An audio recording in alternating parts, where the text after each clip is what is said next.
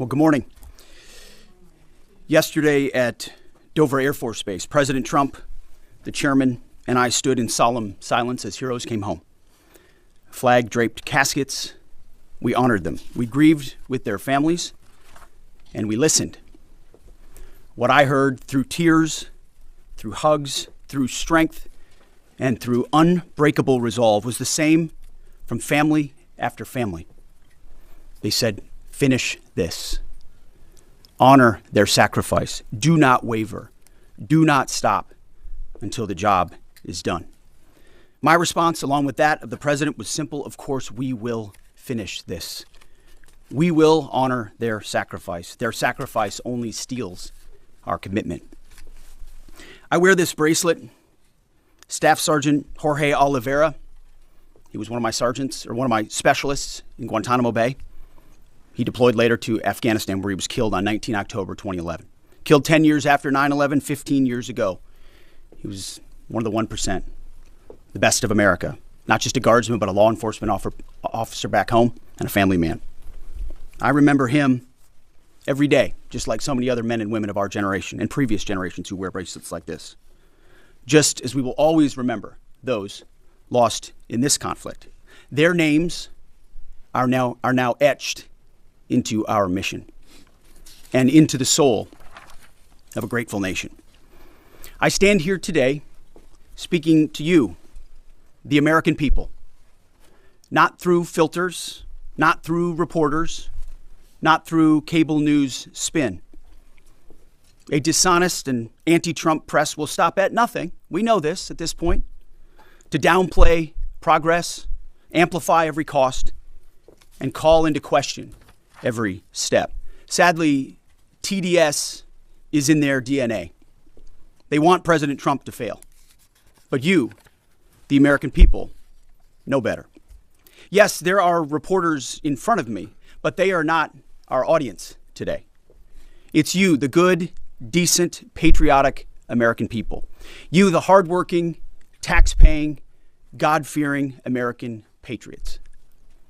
The media here, not all of it, but much of it, wants you to think, just 19 days into this conflict, that we're somehow spinning toward an endless abyss or a forever war or a quagmire.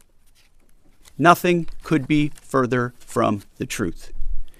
Hear it from me, one of hundreds of thousands who fought in Iraq and Afghanistan, who watched previous foolish politicians like Bush, Obama, and Biden squander American credibility. This is not those wars. President Trump knows better. Epic fury is different. It's laser focused. It's decisive. Our objectives, given directly from our America First president, remain exactly what they were on day one. These are not the media's objectives, not Iran's objectives, not new objectives, our objectives. Unchanged, on target, and on plan. Destroy missiles, launchers, and Iran's defense industrial base so they cannot rebuild. Destroy their navy, and Iran never gets a nuclear weapon. Our objectives from day one. To the patriotic members of the press, nobody can deliver perfection in wartime. This building knows that more than anyone. But report the reality.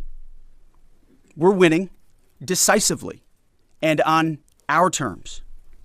Iran is a vast country, and just like Hamas and their tunnels, they've poured any aid, any economic development, humanitarian aid into tunnels and rockets. That's what they did with Hamas.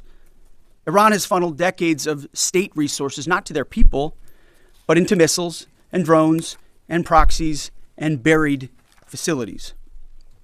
But we are hunting them down methodically, ruthlessly, and overwhelmingly, like no other military in the world can do. And the results speak for themselves. To date, we've struck over 7,000 targets across Iran and its military infrastructure. That is not incremental. That is overwhelming force applied with precision. And again, today will be the largest strike package yet, just like yesterday was. As I've said from day one, our capabilities continue to build. Iran's continue to degrade. We're hunting and striking death and destruction from above. Iran's air defenses flattened. Iran's defense industrial base, the factories, the production lines that feed their missile and drone programs, being overwhelmingly destroyed. We've hit hundreds of their defense industrial bases directly. Their ability to manufacture new ballistic missiles has probably taken the hardest hit of all. Ballistic missile attacks against our forces, down 90% since the start of the conflict. Same with one-way attack UAVs. Think kamikaze drones, down 90%. Now, the Iranians will still shoot, we know that, but they would shoot a lot more if they could, but they can't. The last job anyone in the world wants right now? Senior leader for the IRGC, or Besiege. Temp jobs, all of them. And to borrow a page from Admiral Ernest King in World War II, we've decided to share the ocean with Iran. We've given them the bottom half. We've damaged or sunk over 120 of their Navy ships, with battle damage assessments pending for many more. See, oftentimes we have to wait a few days on battle damage assessment to get the real number. Their surface fleet is no longer a factor. Their submarines, they once had 11, are gone. Their military ports are crippled. Iran has terrorized the United States and our interests for 47 years. Their core industries, not steel or agriculture or tourism, their core industries are state-sponsored terrorism, proxy militias, underground networks, ballistic missiles, and a violent, messianic, Islamist ideology chasing some sort of apocalyptic endgame. A regime like that, refusing to abandon its nuclear ambitions, is not just a regional problem. It's a direct threat to America, to freedom, and to civilization. The world, the Middle East, our ungrateful allies in Europe, even segments of our own press, should be saying one thing to President Trump. Thank you. Thank you for the courage to stop this terror state from holding the world hostage with missiles while building or attempting to build a nuclear bomb. Thank you for doing the work of the free world. Yesterday's ceremony reminded us why we fight. Not for nation building or democracy promotion, but to crush direct threats to America, Americans, and our interests. We fight to win, and we are winning on our terms, following our objectives. My 13-year-old son popped into my office last night while I was editing these remarks. He asked about the war and the families I met at Dover. And I looked at him and I said, they died for you, son, so that your generation doesn't have to deal with a nuclear Iran. It's the truth. And they did. So to the families who said, finish this, we will.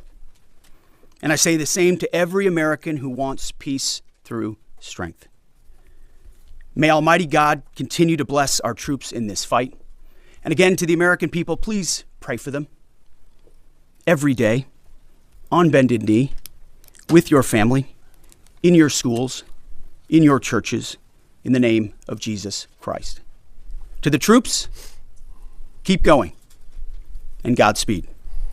Over to you, Mr. Chairman. Thank you, Mr. Secretary. Ladies and gentlemen, good morning, and thank you all for being here. I also had the honor yesterday, as the Secretary said, of traveling up to Dover with the President to welcome home our 6 fallen. It was an honor and a privilege for me to be there and to say thank you to their families. And I want to mention their names this morning.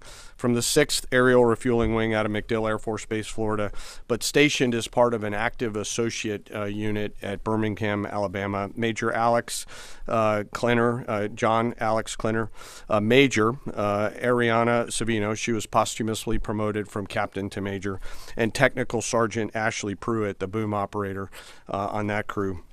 From the 121st Aerial Fueling Ring, Ohio Air National Guard out of Rickenbacker Air National Guard Base in Columbus, Ohio, Captain Seth Koval, Captain Curtis Anks, and now Master Sergeant Tyler Simmons, who was also promoted in the boom operator on that crew.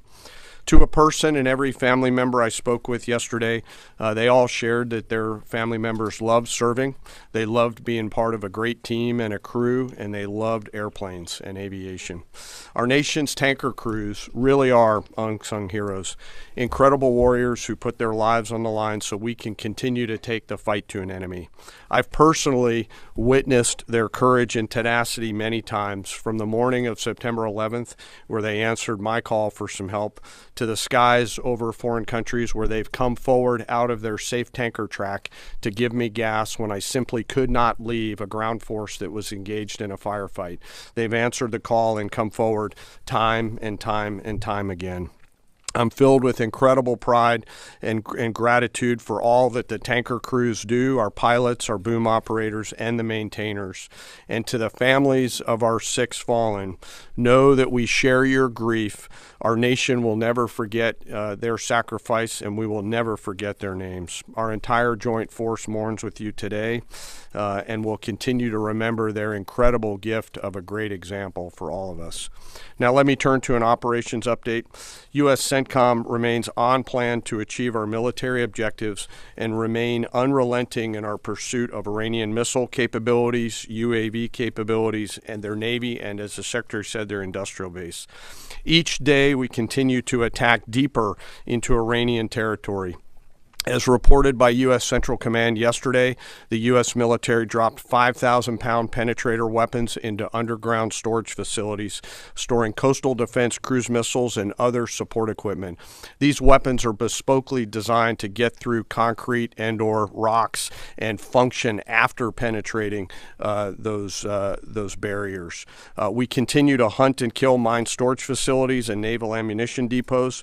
We continue to hunt and kill afloat assets, including more than 120 vessels and 44 mine layers, and the pressure will continue. We're flying further to the east now and penetrating deeper into Iranian airspace to hunt and kill one-way attack garrisons, destroying Iran's ability to project power outside of its borders. The A-10 Warthog is now in the fight across the southern flank and is hunting and killing fast attack watercraft in the Straits of Hormuz. In addition, AH-64 Apaches have joined the fight on the southern flank, and they continue to work on the southern side, and that includes some of our allies who are using Apaches to handle one-way attack drones. In Iraq, AH-64s have been striking against Iranian-aligned militia groups to make sure that we suppress any threat in Iraq against U.S. forces or U.S. interests. And we remain focused on pursuit of any platform that Iran could field to harm Americans or our partners. Last Friday, Admiral Cooper and the CENTCOM team conducted precision strikes against more than 90 targets on Karg Island, which included all of their military-only infrastructure, which included air defenses, naval base, mine storage, and deployment facilities. And as the Secretary mentioned, we continue to strike against Iran's defense industrial base and will continue to do so. Today, I want to continue my theme of talking about members of our incredible joint force. Today, I want to talk about some exceptional airmen who are engaged in the fight daily. United States Air Force, Air Force Reserve, and Air National Guard crews within our bomber force, the B-1s, B-2s, and B-52s, and the airmen on the ground who maintain and load these weapon systems. They are the backbone of America's long-range strike capability, and their contributions to Epic Fury have been decisive. Assigned to STRATCOM under Admiral Rich Correll and supported by TRANSCOM, the tanker force that we've talked about, under the command of General Randall Reed, every mission is designed to achieve overwhelming outcomes on behalf of the United States and our allies. Last weekend, I had the chance to go out and see some of our deployed bomber forces, the B-1 and B-52 crews, and I had a chance to sit down with some young aviators and maintainers and ask them, how do you feel? Tell me about your typical day. And these are crews comprised of between 2 and 5 airmen, 2 on the B-2s, 5 on the B-52s, and 4 in the B-1s out there. Some of these Americans are in their early or mid-20s, and we give them the gift of this incredible responsibility, hundreds of thousands of pounds of aircraft, and they take off and go do our work as required. Their mission actually begins the day prior when they're given a target or a bunch of targets, and they begin to study those targets, look at what are the effects required, what are the weapons required to get there, how will we program these weapons, what is the weather, what is the tanker flow. It's an incredibly complex problem that we give each and every one of these crews, and they work it over the period of 24 hours prior, get some rest, and then step out the door to go fly. The last thing they do is they check all of their equipment, their oxygen masks, survival gear, load pistols, and get ready to go. They crank the jets about an hour prior to takeoff and then launch into the daylight, doing their pre-flight checks, and as the kids say, lock in and prepare to go to war, sometimes on a long and stressful journey. During the flight, they're surrounded by technology and capabilities, and they'll do multiple aerial refueling efforts across tankers on the way to the AOR, area of responsibility, either coming from the States or coming from a forward deployed basing. And I will tell you, as a fighter pilot, getting gas is a lot easier in an F-16 than it is in a B-1, B-2, or a B-52, where you are handling this airplane. It is a physical thing, unlike a fighter that's a lot easier. And they stay on that boom for sometimes up to 30 minutes, taking hundreds of thousands of pounds of gas. It is a physical, demanding thing to take gas, and they do it multiple times on the way there, and they do it multiple times on the way home. As they enter the operating area, they bring the entirety of America's joint force together to go do the things that we've tasked them to do, to put bombs on time, on target, with the proper effects. And I know they're feeling a range of emotions, but the thing the American people should take away from it is they're filled with a focus that is incredibly impressive. And they have fear, of course, but their bigger fear is, dear God, please don't let me screw this up, the warrior's prayer that we all have in our souls. In the days of epic fury, they were shooting, as we've talked about in this room, a lot of standoff weapons. Now we've switched and rolled, as I mentioned last week, to stand-in weapons. And behind each and every one of them are incredible maintainers and weapons builders who go out there and make sure these aircraft and their weapon systems are ready to go. These airplanes are so big that they're not in hangars. They're out in the cold, out in the snow, out in the rain. The bombs are being built outside for protection and to make sure that it's safe, and they do it 24/7, 365. It's not comfortable work, but when you go spend just a minute with these incredibly young Americans who are so motivated, you cannot come away from that exchange not being hopeful for America's future. It is simply awesome. And we hand these Americans, young Americans, incredible and weighty responsibility, and they deliver every single time. Quietly, with professionalism and humility, doing the things that we ask them to do. In conclusion, we will continue major combat operations. As the Secretary said, we continue to get busier. I know the Secretary and I share that we're incredibly proud of 2.8 million members of our joint force. I am personally, and we are personally grateful for the tenacity and professionalism of the brave men and women who serve inside STRATCOM, CENTCOM, SPACECOM, CYBERCOM, TRANSCOM, and the rest of the joint force. And I'll close where I started. I ask today that we remember those 6 fallen that came home. They represent the best of our nation. For those families that are feeling the pain, know that we are with you and will remain with you. May we always prove worthy of their sacrifice. And I'll turn it back over to you, sir. Thank you, Mr. Chairman. Take a couple questions. Thank you, Mr. Secretary. Thank you, Mr. Chairman. Given the updated degradation and strike target numbers you laid out, how close would you say we are towards achieving the President's objectives, and what is the end game of the operation without divulging any sensitive battle plans? Well, we wouldn't want to set a definitive time frame on that, but as we've said, we're on plan. So we're looking at those metrics very closely, relaying that to the President and the National Security Team, but feel confident that as, again, we're more stand-in, means we're over the top, even further in, and we have even more of an exact sense of what we're striking and why, and even more dynamically, meaning because the intelligence improves, we're able to more quickly identify targets when they, let's say they come out of an underground facility where they've been hiding, and able to strike it before it strikes or right after it shoots. But we're very much on plan, and that's why I want to speak to the American people here. You hear a lot of noise about widening or new missions or speculation about what we should or should not be doing. This is a clear set of objectives. The President has given us every capability we need to accomplish that. We've got the best in the world in uniform executing it on the ground. They believe in and are invested in this mission, and it will be at the President's choosing, ultimately, where we say, hey, we've achieved what we need to on behalf of the American people to ensure our security. So no time set on that, but we're very much on track. Absolutely. Yes, right here. Good morning, Mr. Secretary. David Zier, Real America's Voice News. What countries have been the most cooperative with us, including the Gulf states, as Europe hedges? And I also wanted to ask you, the internet blackouts by the regime. It's been shut down for weeks. Is the U.S. military playing a role in, fighting against the regime, blocking VPN networks and satellites and other things? Is there a role for the U.S. military there? Obviously, on the allies and partners side, Israel from day one has been an incredible and capable partner, willing and able. There's nothing like capabilities and partners that are able to use them.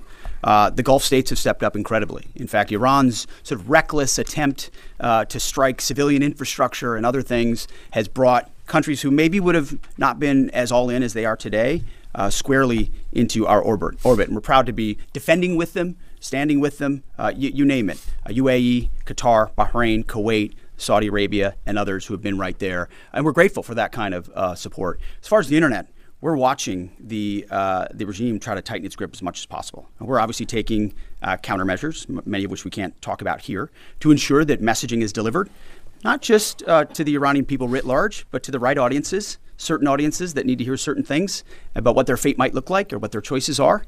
So even though that regime is trying really hard to ensure the world can't see, right? They want to put out fake AI-generated images, which, by the way, sometimes our press happens to fall for, like the Abraham Lincoln on fire and turning around. These AI-generated images are meant to make it look like something's happening when the exact opposite is. So they make up fake reports and fake images to lie to their own people to try to make it. But even then, their own people can barely receive a lot of those messages and communicate because of the blackout that they've imposed upon them. But we work around that for sure. Thank you, Mr. Secretary. General, overnight, Iran launched missiles across the Gulf. They managed to hit the Saudi oil refinery on the Red Sea. What does it mean that they have that capability now, 3 weeks into the war? And Mr. Secretary, you mentioned civilian infrastructure. Iran seems to be treating U.S. diplomatic outposts, embassies, consulates like they are legitimate, hard targets in the region now. What is the Pentagon doing to, I guess, secure those assets, stop those attacks? Absolutely. Thanks for the question on the missile strikes. You know, as we said and have always said clearly, they came into this fight with a lot of weapons. This is why we continue to be as aggressive and assertive as we can against their ballistic missile capability, both their medium-range ballistic missile capability and their short-range missile capability. So we are continuing to hunt and find them and kill them, and we will continue to do so. So they still retain some capability. And we have layered defenses throughout the region that will allow us to protect those, and we're working with our partners across the Gulf region to help them improve any defensive capabilities that they may need. To that point on capabilities, you know, Iran's an energy-rich country, could be, should be. Instead, like so many other places driven by a radical ideology, they've spent that money instead of investing in their people. That's why you had millions of Iranians protesting. It's because they felt like their quality of life didn't match what it could be or should be. And what was the Iranian state? There's a reason we call Iran the #1 state sponsor of terrorism, because they took the money they make and they invest it in tunnels, and they invested in missiles, and they invested in launchers and UAVs, and we are destroying and degrading that in historic proportions. But it doesn't mean they won't still have some and try to hold people at issue, which is why we're fighting every single day to continue to compel. And you mentioned embassies and consulates.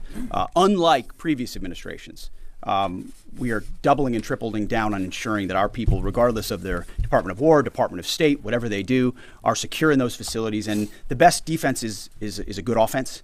And so we're not afraid to go after and kill anybody, and we have a lot of them attempting to target our diplomatic facilities. Iran, you know, we're not surprised that they would indiscriminately target, and we're still seeing that. Jerry.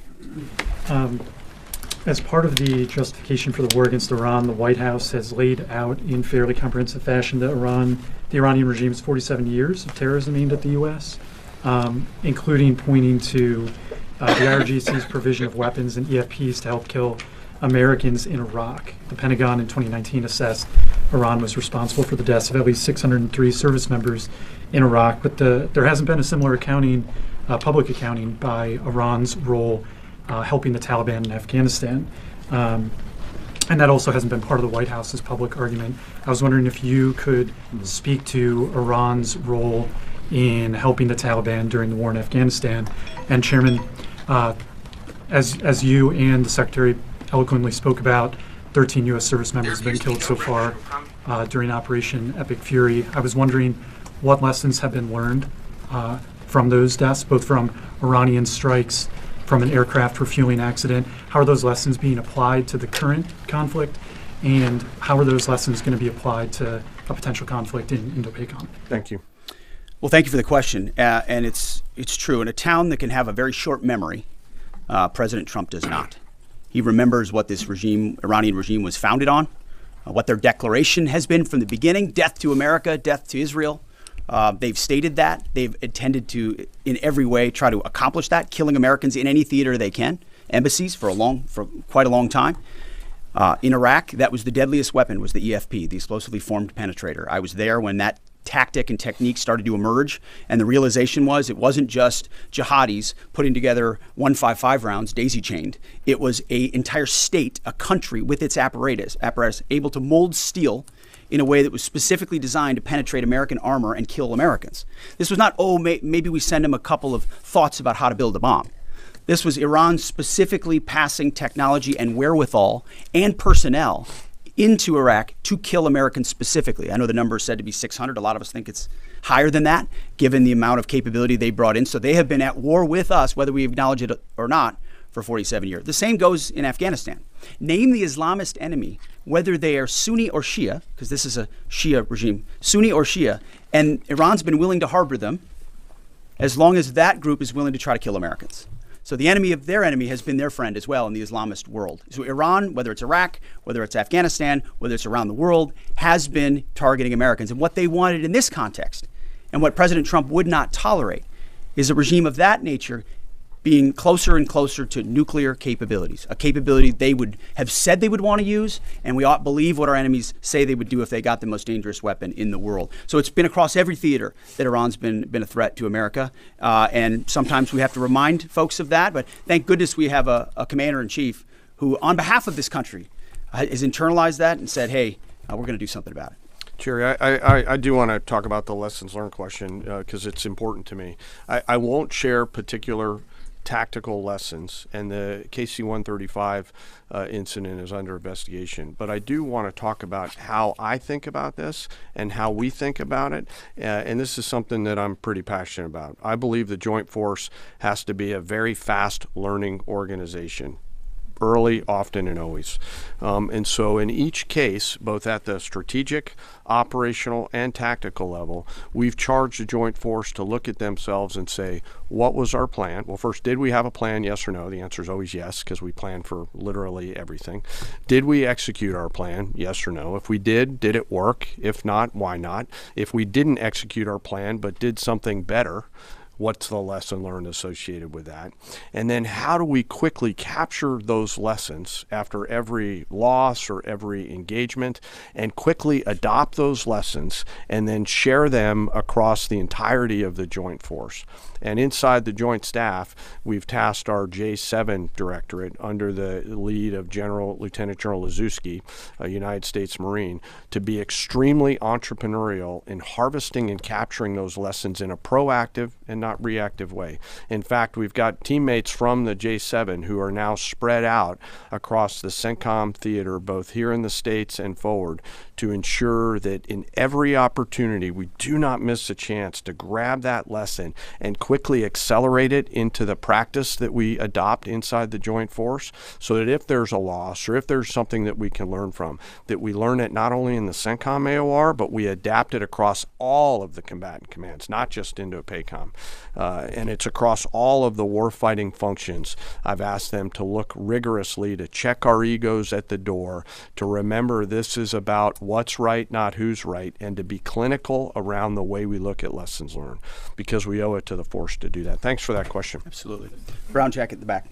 Thank you, Mr. Secretary. Jonathan Dre with Roca Politics. As you said, at the end of this war, Iran will be without a missile or drone capability, a navy, or the ability to make nuclear weapons. Since the largest threat and sponsor of terror in the region will be incapacitated, are there plans to move assets and troops out of the Middle East? I guess in a perfect world, a year after the war has ended, what does the military presence in the Middle East look like compared to before the war? Well, I appreciate the question. I do think when you address a real threat head on, it creates new options on the other side. Right? I think what President Trump refuses to do, which too often this town does, is just sit in the status quo. Oh, nobody can do about that. They've got too much capability. What if this happens? What if that happens? He instead says, what's in the interest of the American people? It's going to take some courage. It's going to take some capabilities. We're going to have to gather some forces there in order to do it.